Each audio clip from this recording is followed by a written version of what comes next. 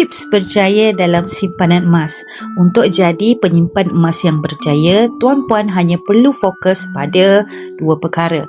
Pertama, konsisten menyimpan. Kedua, menambah gram emas.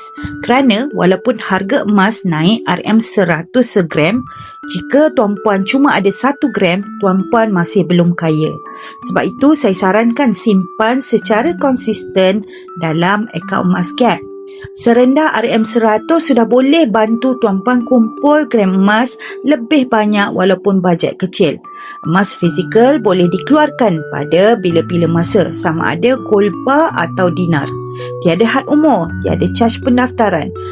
Anak kecil, warga emas, keluarga baru, keluarga kecil dan besar pun boleh, asalkan mahu. Jika nak mula simpan emas dengan Public Gold, klik pin post saya atau PM saya sekarang. Saya bantu tuan-puan mula dengan langkah-langkah yang betul.